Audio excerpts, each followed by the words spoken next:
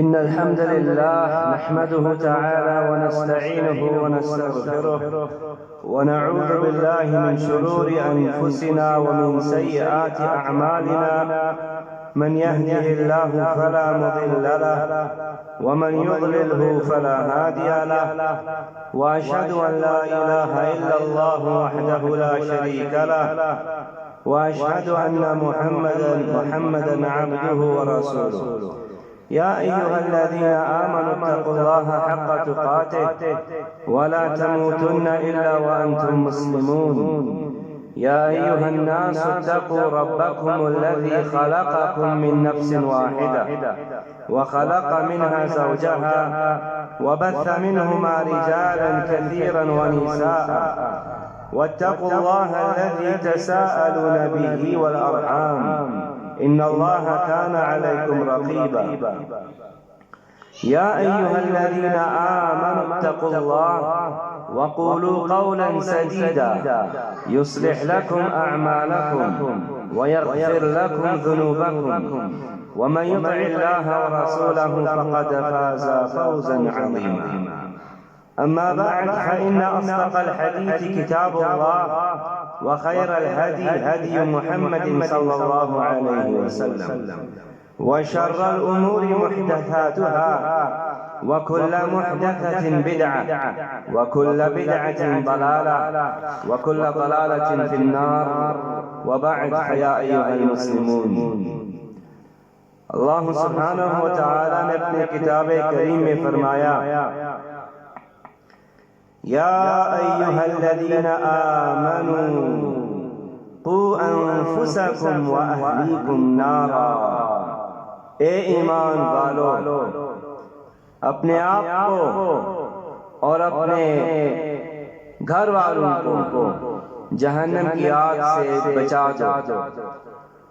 وقودها الناس والحجارہ، وہ جہنم جس کی ایندھن انسان ہے اور پتھر ہے، علیہا ملائکۃ غلاظ شداد لا یعصون اللہ ما امرهم ویفعلون ما یؤمرون، وہ جہنم جس کے اوپر فرشتے ہیں، سخت فرشتے ہیں، اللہ تعالیٰ کا حکم کی نافرمانی وہ نہیں کرتے بلکہ وہ فرشتے وہی کرتے ہیں جس کا انہیں حکم دیا گیا۔ ایھا المسلمون، یہ جو آیت ہے یہ ایک بنیادی آیت ہے جو ہمارے لیے ایک یاد دہانی ہے کہ ہم کو اپنے بچوں کی تربیت کی طرف توجہ دینی چاہیے، اور بچوں کی تربیت بہت اہم ہے، اور بچوں کی تربیت کرنا ہمارے اوپر واجب ہے، ان کی صحیح تربیت کرنا ہمارے اوپر واجب ہے۔ لہذا علی رضی اللہ تعالی عنہ نے اس آیت کے حوالے سے فرمایا کہ علموہم وادبوہم، اپنے بچوں کو تعلیم دو اور اپنے بچوں کو ڈسپلن سکھاؤ، یعنی تربیت کرو، تہذیب ان کو سکھاؤ۔ علماء کرام نے فرمایا ہمارے اسلاف میں سے کہ باپ اور ماں قیامت کے دن اپنے بچوں کے بارے میں سب سے پہلے ان سے پوچھا جائے گا، اور پھر اس کے بعد بچوں سے ماں باپ کے بارے میں پوچھا جائے گا۔ قیامت کے دن ہر بندے کو پوچھا جائے گا کہ کیا تم نے اپنے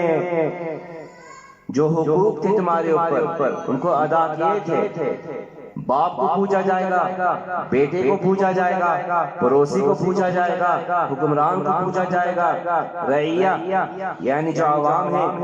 انہیں بھی پوچھا جائے گا۔ قیامت کے دن جب باپ اور بیٹے اور ماں اور بچوں کی جو بات ہے جب ان سے پوچھا جائے گا کہ کیا تم نے اپنے حقوق ادا کیے تھے، تو سب سے پہلے باپ سے پوچھا جائے گا، ماں سے پوچھا جائے گا، والدین سے پوچھا جائے گا کہ کیا تم نے اپنے بچوں کے حقوق ادا کیے تھے، بچوں کی صحیح تربیت کی تھی، انہیں تعلیم صحیح دی تھی، اور پھر اس کے بعد بچوں سے پوچھا جائے گا کہ کیا تم نے اپنے والد کا اور اپنے والدہ کا حق ادا کیا تھا؟ تو یہ ہمارے کیا دہانی کہ بچوں کی جو مسئولیت ہے ہمارے سر پر، جو ہماری ذمہ داری ہے بچوں کے حوالے سے ہمارے سر پر بہت بڑی ہے، بہت عظیم ہے۔ لہٰذا علماء کرام نے قرآن اور سنت سے جو اسباب ہیں جن کو نافذ کرنے سے بچوں کی صحیح تربیت حاصل ہو سکتی ہے، علماء کرام نے ان اسباب کا ذکر کیا ہے، ان کا بیان کیا ہے، اور ہم ان چند اسباب کا ذکر کرتے ہیں۔ سب سے پہلا سبب بچوں کی صحیح تربیت کے حوالے سے وہ سبب جو بچوں کے پیدائش سے پہلے ہے، یعنی ایک زوجہ صالحہ کا اختیار کرنا، ایک اچھی بیوی اختیار کرنا، ایک اچھی بیوی چننا، ایک اچھی بیوی کے ساتھ شادی کرنا، وہ بیوی جو اللہ تعالیٰ کا تقوی اختیار کرتی ہے۔ اور اسی طرح ایک بیوی، ایک عورت اچھے آدمی کے ساتھ شادی کرے، نیک آدمی کے ساتھ شادی کرے۔ کون سا آدمی؟ وہ جو اللہ تعالیٰ کا خوف رکھتا ہے۔ تو ماں باپ یعنی جو وہ اپنے بیٹے کے لیے رشتہ ڈھونڈ رہے ہیں، بیٹی کے لیے رشتہ ڈھونڈ رہے ہیں، تو ان کو اپنے پوتے پوتیاں نواسیاں کے بارے میں بھی سوچنا چاہیے، کیونکہ جو لڑکا ہو یا لڑکی اپنے بیٹے یا بیٹی کے لیے آپ چنیں گے وہ بہت بڑا اثر کرے گی آنے والی نسل پر، آپ کی نسل پر، آپ کی عزت پر۔ آپ کے پوتے پوتیاں نواسے آپ کی عزت ہے، وہ آپ کی نسل ہے۔ جو لڑکی خاتون آپ چنیں گے اپنے بیٹے کے لیے، وہ تو لازمی بات ہے کہ بڑی اثر کرے گی اپنے بچوں پر، کیونکہ جو سب سے پہلا مدرسہ ہے، سب سے پہلا اسکول ایک بچے کے لیے وہ کیا ہے؟ اس کی ماں ہے۔ ماں سے بچہ سیکھتا ہے سچائی، ماں سے بچہ سیکھتا ہے وفادار بننا، ماں سے بچے اتنی خصلتیں حاصل کرتا ہے۔ ماں سے سب سے پہلا بندہ جس سے بندہ جھوٹ سیکھتا ہے، دھوکہ بازی سیکھتا ہے، وہ ماں سے ہے۔ ماں کو دیکھتا ہے کہ ماں جھوٹ بول رہی ہے تو سوچتا ہے کہ کوئی مسئلہ نہیں ہے، جھوٹ بولنے میں کوئی حرج نہیں ہے۔ تو سب سے پہلا مدرسہ بچوں کے لیے باہر والا اسکول نہیں ہے، اور تو جانا ہوگا، تعلیم حاصل کرنی ہوگی، لکھنا پڑھنا سیکھنا ہوگا، لیکن سب سے پہلا مدرسہ بچوں کے لیے بولنے سے پہلے، چلنے سے بھی پہلے ان کو تعلیم مل رہی ہے، تربیت مل رہی ہے، اسکول مل رہا ہے۔ کہاں سے؟ ماں سے۔ تو ایک آدمی کو سوچنا چاہیے کہ میں کس سے شادی کروں، کون ہے جو میرے بچوں کی ماں بنے۔ یہ سب سے پہلا سبب ہے کہ آپ نے اپنے لیے، اور وہ جو آپ کی ذمہ داری میں ہیں ان کے لیے آپ نے صحیح رشتہ چننا ہے۔ ایک اور سبب، دوسرا سبب وہ یہ ہے کہ آپ نے اپنے بچوں کے دلوں میں ایمان یعنی صحیح عقیدہ کو پختہ کرنا ہے۔ صحیح عقیدہ وہی ہے بنیاد اچھے اخلاق کی، اچھے اعمال کی۔ لہٰذا اللہ تعالیٰ نے مماثلت کی لا الہ الا اللہ کو ایک کھجور کے درخت کے ساتھ، کیونکہ جس طریقے سے کھجور کا درخت جب اس کی بنیاد پختہ ہوتی ہے، مضبوط ہوتی ہے، تو پھر اس کی شاخیں اوپر جاتی ہیں اور اس سے فائدہ مند پھل نکلتے ہیں۔ اسی طرح جب لا الہ الا اللہ، توحید، صحیح عقیدہ، دین کی صحیح فہم جب وہ آپ کے بچوں کے دلوں میں پختہ ہوگی، مضبوط ہوگی، تو پھر وہ سرسری قسم کے اخلاق نہیں، سچے اخلاص کی بنیاد پہ اخلاق کو پیدا کرے گی۔ آپ کے بچے اچھے بچے ہوں گے، جوان ہوں گے نیک ہوں گے، جوان ہوں گے اچھے معاملات رکھیں گے دوسروں کے ساتھ۔ کیوں؟ کیونکہ آپ نے بنیاد جو جڑ تھی وہ آپ نے ان کے دلوں میں ڈالی، اس کو پختہ کیا تھا، صحیح ایمان کو۔ لہٰذا ہم دیکھتے ہیں کہ لقمان علیہ السلام پیغمبر تھے اللہ تعالیٰ کے، مگر وہ اپنے بیٹے کو کس چیز کی نصیحت دیتے ہیں، کس چیز کی یاد دہانی دیتے ہیں؟ یا بنی لا تشرک باللہ ان الشرک ظلم عظیم، اے میرے بیٹے اللہ کے ساتھ شرک مت کرنا، کسی اور کو اللہ تعالیٰ کی عبادت میں شریک مت بنانا، کیونکہ شرک ایک بہت بڑا ظلم ہے۔ اب یہ دیکھیں، ایک پیغمبر ہے، پیغمبر نے اپنے بیٹے کی اچھی تربیت کی ہوگی، لیکن اس کے باوجود شرک کی خبرداری کر رہے ہیں۔ کیوں؟ تاکہ جو بنیاد ہے دیگر باتوں کی، اچھے اخلاق، اچھے معاملات، نیک بننا، اس کی جو بنیاد ہے وہ سب سے امپورٹنٹ ہے، اس کو پختہ کرنا ہے، اس کو مضبوط کرنا ہے مجھ کو اپنے بیٹے اپنی بیٹی کے دل میں، تاکہ بھی بعد میں اچھے اخلاق پیدا ہوں، کیونکہ اچھے اخلاق کی بنیاد صحیح عقیدہ ہے، اچھی تربیت کی بنیاد صحیح عقیدہ ہے، وہ عقیدہ جو قرآن سے مستند ہے، سنت سے مستند ہے، اور ہمارے سلف الصالح اس امت کے جو اسلاف تھے، صحابہ کرام، تابعین، اتباع تابعین، ائمۃ الہدی، ان کے عقیدے کے مطابق ہم کو اپنے بچوں کی تربیت کرنی چاہیے، وہ عقیدہ اپنے بچوں کی دلوں میں پختہ کرنی چاہیے، یہ سب سے اہم بات ہے۔ یہ ہمیں ایک تیسرے سبب کی طرف لے کے جاتا ہے کہ ظاہری سی بات ہے، بچوں کو تربیت دینا، صحیح عقیدہ کی رہنمائی دینا، اس کا مطلب ہے کہ آپ نے بچوں کے ساتھ گفتگو کرنی ہے، بچوں کے ساتھ یہ نہیں سوچنا کہ ہمارا گھر ماشاءاللہ سلفی ہے، اہل الحدیث ہے، ہم آثار پہ چلتے ہیں، علم پہ چلتے ہیں، قرآن و سنت پہ چلتے ہیں، ٹھیک ہے ہمارا بچہ بھی سیکھ لے گا، ایسے سیکھ لے گا، نہیں ایسے نہیں سیکھے گا۔ آپ نے اس کے ساتھ مباشرتاً، ڈائریکٹلی آپ نے اس کے ساتھ انگیج کرنا ہے، بات کرنی ہے، تعلیم دینی ہے، نصیحت دینی ہے، واعظ و نصیحت دینی ہے اپنے بیٹے کو۔ دیکھو نبی علیہ السلام نے کیسے کیا اپنے چچا زاد بھائی کے ساتھ، ابن عباس رضی اللہ تعالی عنہما، یا بنی انی اعلمک کلمات، اے چھوٹے بچے میں تمہیں چند باتیں اب سکھانے لگا ہوں، چند باتیں بتانے لگا ہوں۔ پھر آپ صلی اللہ علیہ وسلم فرماتے ہیں احفظ اللہ یحفظک، اللہ تعالیٰ کی حفاظت کرنا، یعنی اللہ تعالیٰ کی دین کی حفاظت کرنا، یحفظک، پھر اللہ تعالیٰ تمہاری حفاظت کرے گا۔ احفظ اللہ تجدہ تجاہک، اللہ تعالیٰ کی حفاظت کرنا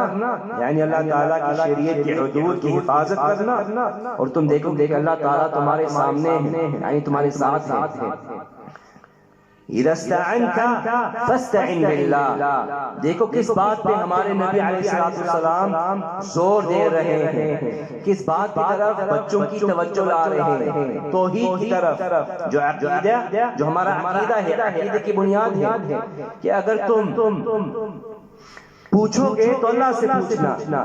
وَإِذَا اسْتَعِنْتَ فَاسْتَعِنْ بِاللَّهِ، إِذَا سَأَلْتَ فَاسْأَلِ اللَّهِ وَإِذَا اسْتَعِنْتَ فَاسْتَعِنْ بِاللَّهِ، اگر تم مدد مانگو گے تو پھر تم اللہ سے مدد مانگنا۔ اور جان لو، نبی علیہ السلام ابن عباس سے مخاطب ہوتے ہوئے کہتے ہیں، اور ابن عباس چھوٹے سے بچے تھے اس وقت، کہ جان لو کہ اگر پوری امت جمع ہوئی، اکٹھا ہوئی تاکہ وہ تمہیں نفع دے، وہ تمہیں نفع نہیں پہنچا سکتے سوائے اگر اللہ تعالیٰ چاہے۔ اور جان لو اگر تمام امت اکٹھی ہوئی تاکہ وہ تمہیں نقصان پہنچائے، تمہیں نقصان نہیں پہنچا سکتے سوائے اگر اللہ تعالیٰ چاہے۔ بچے کے دل میں کیا کر رہے ہیں؟ تربیت دے رہے ہیں، کس چیز کی تربیت؟ اللہ کی توحید کی، صحیح عقیدہ کی، کہ اللہ تعالیٰ پر اعتماد ہو، توکل اور بھروسہ صرف اللہ تعالیٰ پہ ہو۔ اس طریقے سے ہم کو اپنے بچوں کو تربیت دینی چاہیے۔ ایسے نہیں ہوگا کہ آپ بس اس کو مدرسے بھیج دیں، مسجد بھیج دیں، تعلیم حاصل کر لیں، مگر آپ خود ہی بطور ایک والد، بطور ایک والدہ خود ہی واعظ و نصیحت نہ دیں، ایسے نہیں چلتا۔ آپ نے بچے کے ساتھ مباشرتاً واعظ و نصیحت دینی ہے۔ جیسے سہل التستری، جو ہمارے اسلاف میں سے تھے، سہل التستری، وہ فرماتے ہیں کہ میرے ماموں مجھے یہ کہتے ہیں کہ میرے بیٹا اس بات کو دہرایا کرو کہ ان اللہ معی، ان اللہ شاہدی، ان اللہ راقبی، ان اللہ ناظری۔ اے میرے بیٹے اس بات کو دہراؤ کہ اللہ تعالیٰ میرے پاس میرے ساتھ ہے، یعنی اللہ تعالیٰ مجھے ہر وقت دیکھ رہا ہے، میری مراقبت کر رہا ہے، میری مشاہدت کر رہا ہے۔ بچوں کو سکھائیں کہ جہاں بھی تم ہو اللہ تمہیں دیکھ رہا ہے۔ تمہیں کمرے میں ہو، اندھیرا ہے، تم اپنے کمبل تمہارے اوپر ہے، پھر بھی اللہ تعالیٰ تمہیں دیکھ رہا ہے۔ بچوں کو یاد دلائیں اللہ جہاں بھی تم جاؤ گے اللہ تمہیں دیکھ رہا ہے، چاہے تم پبلک میں ہو یا پرائیویٹ میں ہو اللہ تعالیٰ تمہیں دیکھ رہا ہے، دن ہو یا رات ہو اللہ تمہیں دیکھ رہا ہے، سواری میں ہو، کشتی میں ہو، جہاز میں ہو، قطار میں ہو، کہیں بھی ہو اللہ تمہیں دیکھ رہا ہے۔ بیٹے بچے کو یاد دلائیں کہ اللہ تعالیٰ اس کو سن رہا ہے، دیکھ رہا ہے، اور جو کچھ وہ بچہ کر رہا ہے اللہ تعالیٰ اسے مکمل طور پر باخبر ہے۔ یہ تیسرا سبب ہے کہ بچوں کو واعظ اور نصیحت دینی لازمی ہے، یہ نہیں کہ آپ سے مدرسہ بھیجتے ہیں۔ اس کے ساتھ ساتھ ایک چوتھا سبب بچوں کی تربیت کے حوالے سے کہ آپ نے بچوں کی ہدایت کے لیے، استقامت کے لیے کثرت سے دعا کرنی ہے۔ کیوں؟ کیونکہ ہر چیز آخر کار اللہ تعالیٰ کے ہاتھ میں۔ بچہ آپ کتنی بھی کوشش کریں اس کی تربیت کے حوالے سے، استقامت کے حوالے سے کہ وہ نیک ہو، ہر کوشش کریں۔ اچھے بیوی آپ اپنے لیے چنتے ہیں، آپ اچھا ماحول میں رہ رہے ہیں، مسجد میں بچے کو لاتے ہیں، تعلیم دیتے ہیں، خود واعظ اور نصیحت دیتے ہیں، مگر آخر اس کی ہدایت اللہ تعالیٰ کے ہاتھ میں۔ اسباب تو بہت کم ہیں جو ہمارے ہاتھ میں، ہمارے اوپر بس یہ ذمہ داری ہے کہ ہم اس باب میں جد و جہد کریں، ان کو نافذ کریں، مگر تمام اسباب ہمارے ہاتھ میں تو نہیں ہے، صرف چند اسباب ہمارے ہاتھ میں۔ تمام اسباب اور تمام کاموں کا انجام اللہ تعالیٰ کے ہاتھ میں۔ اس لیے دعا بہت اہم ہے، باکثرت سے دعا کریں، اپنے سجود میں، رات کے تیسرے حصے میں باکثرت سے بندہ دعا کرے اپنے بچوں کی ہدایت کے لیے۔ یہ تھا انبیاء کرام کا طریقہ۔ ابراہیم علیہ السلام نے دعا کی تھی ربی ہب لی من الصالحین، اے اللہ مجھے نیک اولاد عطا فرما۔ نیک اولاد سے پہلے دعا کر رہے ہیں کہ اللہ مجھے نیک اولاد عطا فرما۔ ابراہیم علیہ السلام دعا کر رہے ہیں کہ اے اللہ مجھے میرے بچوں کو اصنام بت کی عبادت کرنے سے بچا دے۔ کون ہم میں سے یہ کرتا ہے کہ اللہ میرے بچے کو بچا دے کہ وہ کوئی پیر کا شکار نہ بن جائے، کہ وہ کوئی قبر پرست نہ بن جائے۔ اے اللہ میرے بچے کو بچا دے کہ وہ کوئی غلط عقیدہ کو نہ اپنا دے۔ ابراہیم علیہ السلام دعا کر رہے ہیں کہ صرف یہ نہیں کہ میرا بچہ نیک بنے، صرف یہ نہیں کہ اللہ میرے بچے کو بدکاری سے بچا دے، نہیں، اے اللہ میرے بچے کو شرک سے بچا دے۔ حالانکہ ابراہیم علیہ السلام ایک امت ہے، ان کا بیٹا اور ان کی جو نسل ہے وہ انبیاء تھے، اس کے باوجود ابراہیم علیہ السلام دعا کر رہے ہیں کہ اے اللہ میرے بچوں کو شرک کرنے سے بچا۔ تو ہمیں یہ واپس اس بات کی طرف لاتی ہے کہ توحید، صحیح عقیدہ بچوں کے دل میں پختہ کرنا یہ بہت اہم ہے، بہت امپورٹنٹ ہے۔ یہ ہمیں ایک پانچواں سبب کی طرف لے کے جاتا ہے بچوں کی تربیت کے حوالے سے کہ آپ نے بچوں کے لیے دعا کرنی ہے، اور اس کے ساتھ ساتھ آپ نے بچوں کو اذکار یعنی جو مسنون دعائیں ہیں اس پہ مواظبہ کرنا ہے۔ یعنی آپ نے بچوں کی تحصیل کے لیے، بچوں کی پروٹیکشن کے لیے، تحفظ کے لیے، سیکیورٹی کے لیے، حفاظت کے لیے آپ نے ان کو ان پر اذکار پڑھنے جو دن رات کے اذکار ہوتے، جیسے کہ نبی علیہ السلام الحسن اور الحسین پر اذکار پڑھتے تھے، اعیذکما بکلمات اللہ التامہ من کل شیطان وہامہ ومن کل عین لامہ۔ اسی طرح بندے کو اپنے بچوں پر، اپنے پوتوں پر، پوتیاں پر، نوازوں پر یہ اذکار پڑھنے چاہیے جب وہ بچہ خود ہی بول نہیں سکتا۔ یہ ایک ہم نے مثال دی، وہ دعا جو ابراہیم نبی علیہ السلام اپنے نوازوں پر پڑھتے تھے اور ابراہیم علیہ السلام بھی پڑھتے تھے، تاکہ بچوں کی تحفظ ہو جائے شیطان سے، کالا جادو سے، نظر سے، تاکہ ان کو پروٹیکشن مل جائے۔ اور پھر جب بچہ خود ہی یاد کر سکتا ہو، خود ہی حفظ کر سکتا ہو، بول سکتا ہو، پھر آپ نے بچے کو سکھانا ہے، ان کو یاد دینا، ان کو میمورائز کروانا ہے، دل سے ان کو یاد کروانا ہے۔ یہ دعائیں، مسنون دعائیں، صبح کی دعائیں، شام کی دعائیں، سونے سے نیند سے اٹھ کے سونے والی دعائیں، گھر میں جب داخل ہوتے ہیں، گھر میں سے جب نکلتے ہیں، کھانا پینا جب کھاتے ہیں، واش روم میں جب داخل ہوتے ہیں، واش روم میں سے جب نکلتے ہیں، یہ چند مختصر مسنون دعائیں، اذکار،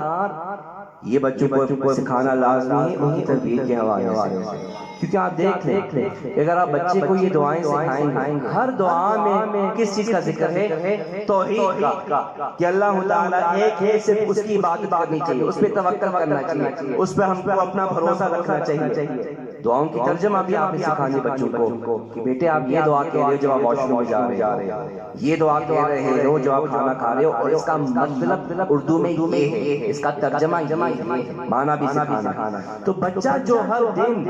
ان مسنون دعاؤں پر عادی ہو جاتا ہے تو پھر کیا ہوگا؟ ان کے معنی سے بھی واقف ہوتا ہے، کیا ہوتا ہے؟ خود ہی بچہ جان لے گا کہ توحید تو بہت اہم ہے، توحید تو بہت امپورٹنٹ ہے۔ اللہ تعالیٰ پوری کائنات وجود میں اس لیے آئی ہے تاکہ توحید قائم کی جائے، عبادت صرف اس کے لیے کی جائے، چاہے عبادت کم ہو یا زیادہ ہو۔ سب سے امپورٹنٹ یہ ہے کہ جتنی بھی عبادت ہو، چاہے وہ کم بھی ہو، مگر وہ اللہ تعالیٰ کے لیے مخلص ہو۔ بچے کے دل میں یہ چیز بیٹھ جائے کہ توحید سب سے امپورٹنٹ چیز ہے، کیونکہ وہ ایسے اذکار پڑھ رہا ہے جس میں ذکر کیا جا رہا ہے کہ میرا جینا اللہ کے لیے ہے، میرا مرنا اللہ کے لیے ہے، میری زندگی اللہ کے لیے ہے، میری قربانی اللہ کے لیے ہے۔ تو دل میں یہ عقیدہ پختہ ہو جاتا ہے۔ جب آپ بچوں کو اذکار کرنے کی یاد دہانی دیتے ہیں، ان کو سکھاتے ہیں یہ مسنون دعائیں۔ اقول قولی هذا استغفر الله لي ولكم ولسائر المسلمين فاستغفروه انه هو الغفور الرحيم۔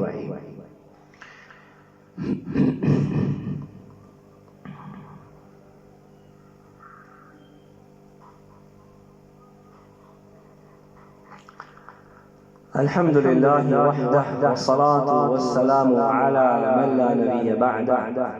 وعلى آله وصحبه أما بعد فيا أيها الإخوة الكرام،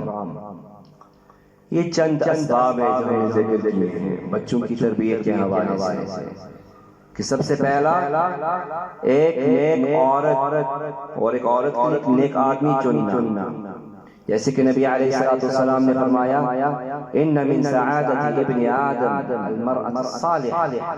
کہ ابن آدم یعنی ایک انسان کی سعادت میں سے یہ ہے، اس کی خوشی میں سے یہ ہے کہ اس کو ایک نیک بیوی ملے، اور اسی طرح ایک عورت کی ہے کہ اس کو ایک نیک شوہر ملے۔ عورت سب سے پہلا مدرسہ ہے، سب سے پہلا سکول ہے بچوں کی، یہ سب سے پہلا سبب۔ دوسرا سبب صحیح عقیدہ بچوں کے دل میں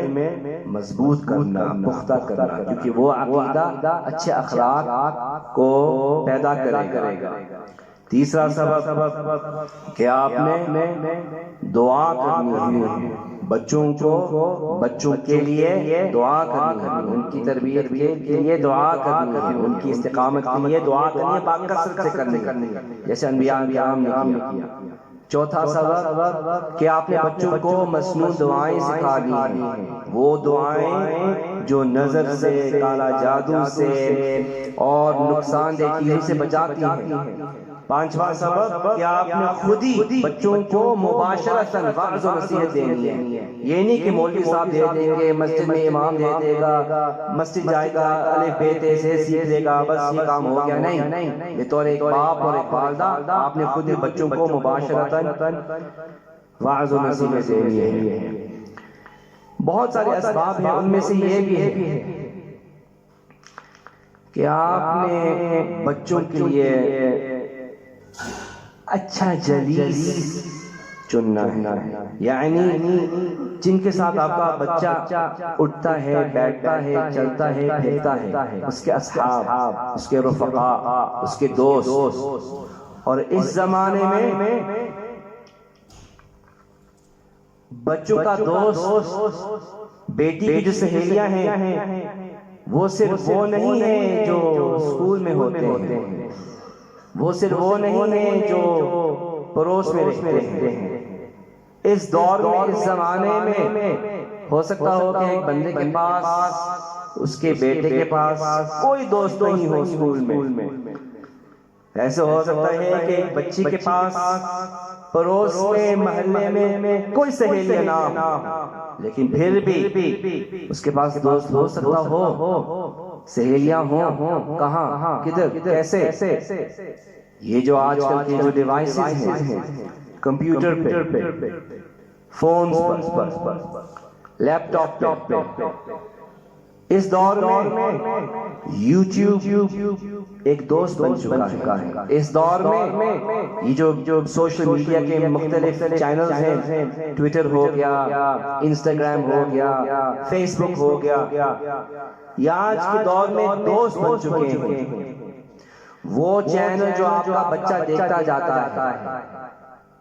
ان لوگوں کی ویلاگز دیکھ رہا ہے، مثال کے طور پر ان لوگوں کی ویڈیوز دیکھ رہا ہے، سبسکرائب کیا ہوا ہے ان کے چینل پر، تو وہ جو چینل ہے اور جو بھی اس پہ آتا ہے وہ اس کا ایک دوست بن چکا ہے، وہ اسے واقف ہو چکا ہے۔ مثال کے طور پہ ایک فیملی ہے جو ویلاگز بنا رہی ہے، بچہ ہر وقت وہ دیکھ رہا ہے، اس کو جان چکا ہے کہ ان کے نام کیا ہیں، ان کی عمر کیا ہے، یہ کیا کرتے ہیں، کیا کھاتے ہیں، کہاں جاتے ہیں، اور اسی طریقے سے اخلاق ان سے حاصل کرتا ہے، بد اخلاق یا اچھے اخلاق یا بد اخلاق، جو بھی وہ۔ پوائنٹ یہ ہے، بات کہنے کا مقصد کیا ہے کہ آپ نے اس دور میں مراقبت کرنی ہے، دیکھنا ہے کہ کس کون سب سے پہلے کیا لازمی ہے، ضروری ہے کہ آپ کے بیٹا یا بیٹی کے پاس موبائل فون ہو۔ چند آئسولیٹڈ سرکمسٹانسز میں، آئسولیٹڈ سرکمسٹانسز میں بچہ کہیں جا رہا ہے اسکول کے ساتھ، مثال کے طور پہ، تو اس کے تحفظ کے لیے کوئی فون رکھا ہوا ہے، سادہ سا فون رکھا ہوا ہے، مگر یہ جو ٹچ اسکرین والا فون ہے چھوٹے بچے کے ہاتھ میں، چھوٹے بچے کو بھول جائیں، بڑے بچے کے ہاتھ میں بھی خطرناک ہو سکتا ہے۔ تو بندے کو سوچنا چاہیے کہ میرا بیٹا، میری بیٹی وہ کس قسم کی شخصیت ہے اس کے لیے۔ ہو سکتا ہے کہ یہ فون اس کے لیے اچھے نہ ہو، نقصان دہ ہو، زیادہ تر نقصان دہ ہی ہوتے ہیں۔ تو ہر باپ کو، ماں کو سوچنا چاہیے کہ میرا بیٹا، کیونکہ ہر باپ اور ماں جانتی ہے کہ میری بیٹی اور میرا بیٹا کا شخصیت، اس کی پرسنالٹی کیسی ہے، اس کو دیکھنا چاہیے کہ کیا یہ فون اس کے لیے مناسب ہے، اور اگر کسی وجہ کے لیے اس کے پاس ہو تو آپ اس کے اندر سیٹنگز ہوتی ہیں جو بلاک کرتی ہیں چند سائٹس پہ جانے سے، چند چینلز پہ جانے سے، آپ اس کو منحصر کر سکتے ہیں کہ وہ صرف ان چینلز پہ جائے گا۔ مثال کے طور پہ تعلیم حاصل کر رہا ہے تو ہو سکتا ہو کہ کوئی میتھمیٹکس کا چینل ہو جس کو تعلیم کے لیے وہ دیکھتا ہو، یا ایسے کوئی چیزیں، مگر علماء بتاتے ہیں کہ ہم کو ہمارا حق ہے کہ ہم دیکھیں، بیٹے کو کہیں کہ اپنا یہ لیپ ٹاپ کھولو، دیکھنا چاہ رہا ہوں اس میں کیا ہے، بیٹا ہے آپ کا، اس کے پاس کوئی حق نہیں کہ میں کروں گا، میں آدمی ہوں، نہیں، چاہے وہ 80 سال کا بھی ہو، وہ آپ کا بیٹا ہے، کوئی حق نہیں بنتا کہ وہ آپ کی نافرمانی کرے۔ تو آپ نے پہلے سے جب بچے چھوٹے یہ تربیت دینی ہے کہ دکھاؤ اپنے فون پہ کیا لگایا ہوا ہے، لیپ ٹاپ کھولو میں دیکھوں کیا اس پہ لگایا ہوا ہے، اچھی طریقے سے اس کو ڈرائیں نہیں، اپنے ڈیوائس کھولو، اپنا آئی پیڈ کھولو، اس کو کھولو میں دیکھوں اس پہ کیا لگا ہوا ہے، خود ہی آپ انہی اکاؤنٹس کو اپنے فون پہ ڈالیں، یعنی بچہ اس کا جو یوٹیوب چینل ہے، بچہ یعنی اگر 15 سال کا لڑکا ہے آپ کا، تو آپ وہ یوٹیوب وہ اکاؤنٹ اپنے فون پہ بھی ڈالیں تاکہ آپ کو پتا ہو کہ ہسٹری کو آپ دیکھ سکتے ہو کہ وہ کیا دیکھ رہا ہے۔ بہت سارے اسباب ہیں جو ہم کو اپنانا چاہیے اپنے بچوں کی تربیت کے حوالے سے، یہ 6 اسباب ہمیں ذکر کیے ہیں۔ اللہ تعالیٰ مجھ کو اور آپ کو وہ توفیق عطا فرمائے کہ ہم اپنے بچوں کو کی صحیح تربیت کر سکتے ہوں۔ انہ ولی ذلک القادر علیہ، وصلی اللہ علی نبینا محمد والحمد للہ رب العالمین۔